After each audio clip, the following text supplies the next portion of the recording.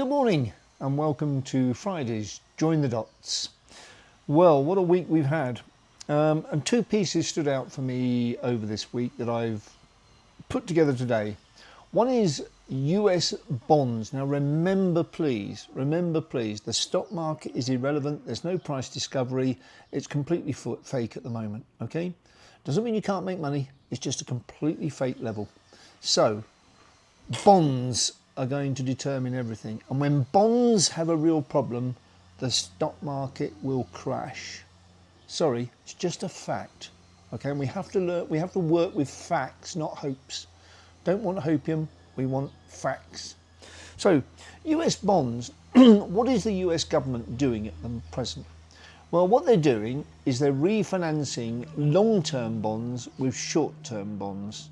Now this is an absolutely classic banking mistake of banking mistakes. It's why Sovereign Bank went, it's why Silicon Valley Bank went, it's why Northern Rock Bank went in the UK in 07, the first bank to go bust under the Bank of England. If you lend long and borrow short, you are incredibly vulnerable to short-term market moves in the bond market.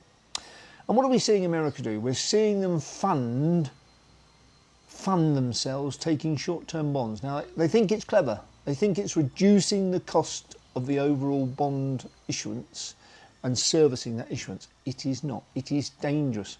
Because the other thing, and this is, I give credit to a link here from ITM Trading, two very, very good ladies who produced this program. Excellent. And I'll link it in below. Okay.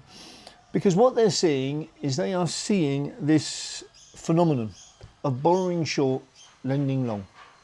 Crazy, absolutely crazy. And the only difference between a bank that will collapse if it does that and a government is the fact that the government can tax people.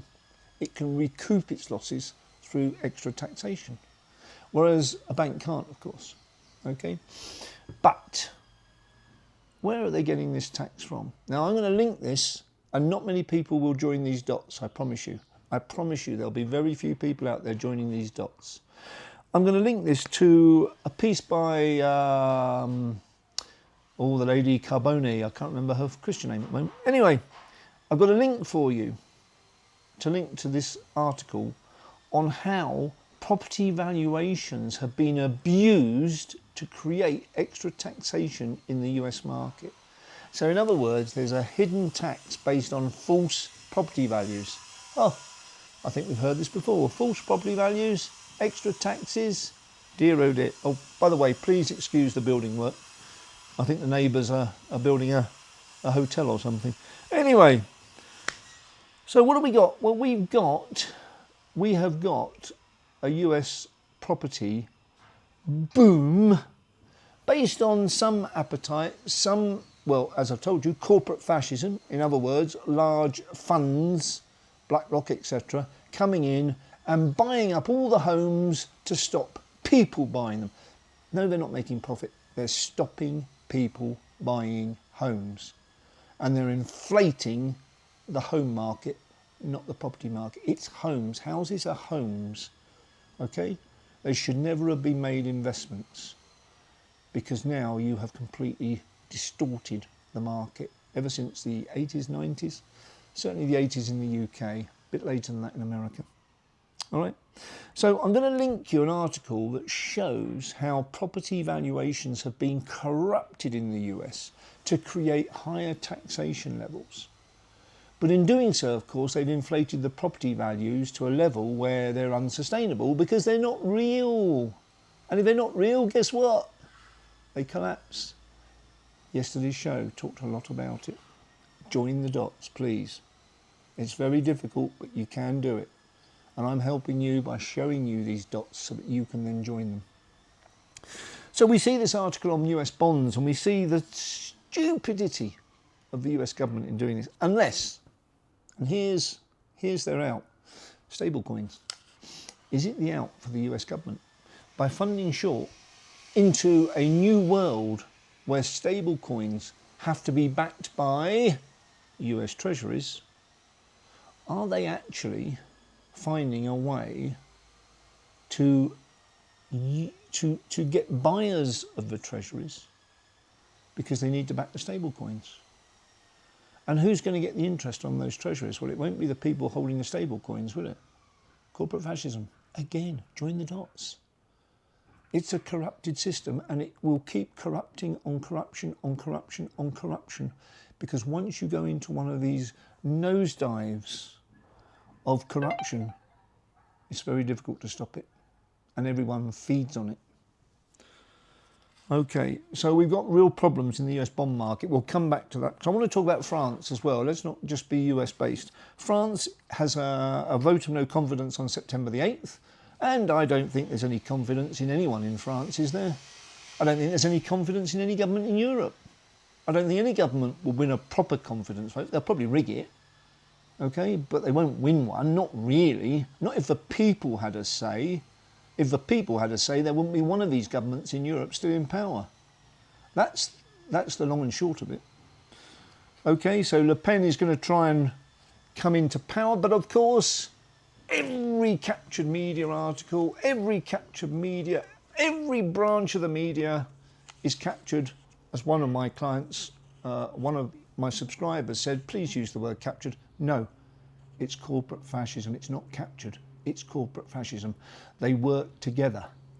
The government instructs the media reacts, because if it doesn't do what the government says, it will get no government advertising at all. And who are the biggest advertisers?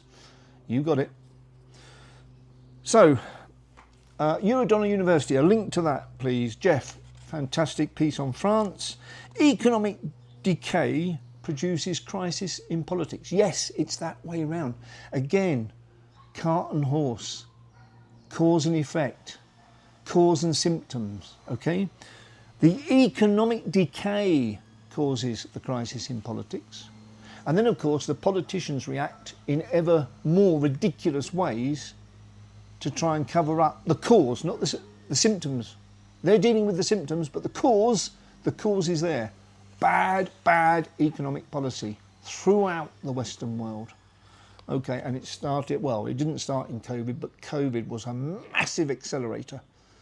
It was a massive accelerator of ridiculous policy making covered by a crisis. If they can put fear into you, if they can sow fear porn throughout society, you will do what you're told. That's what they rely on. You doing what you're told. We're seeing some reaction to it, but it's in the early stages. Okay, so cause and symptoms. Remember, corporate fascism is the cause throughout all of this. It really is. All right. Now, I'm going to come on to a few comments that came out of, I think it was Wednesday's presentation. I love this one. Kathy Piscitello. I love that name, Kathy. It just took me right back to The Sopranos. I hope that's not offending you. I hope you take that as a compliment, because that's the best drama ever made on TV. Okay. And Kathy talks about, and this is a very important point Kathy's raised, on the 25th of July, the US government classified silver and copper as strategic metals. What does this mean? Well, in my world, I join the dots. So I join the dots between there's a 100 million ounce shortfall annually for the last 4 years in the silver supply versus the demand. And now you're bringing in a gorilla with an appetite for strategic silver. So you, buying silver now, are looking at a market that was already 100 million ounces short per year plus in the last 4 years and growing this year. And now you've got the US government, the gorilla in the room, coming in to compete with you or compete with other buyers for silver. Where does the price go? You don't go down, does it? Good point, Kathy. Jason Kane Smith, thank you for your comment. A ghastly shirt. Well, I love it, Jason. How about this one? I mean, this is elephant. This is the most beautiful animal on this planet, the elephant.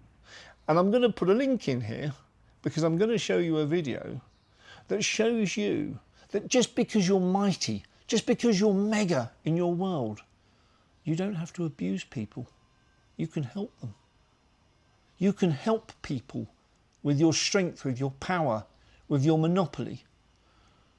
I'll link a video to you. Please watch it. Please watch this elephant and what it does. Because it links to me articles I've read all around the world from people who think, from nice people, from calm people, from thinking people. They've all joined the dots and they see us going back to communities.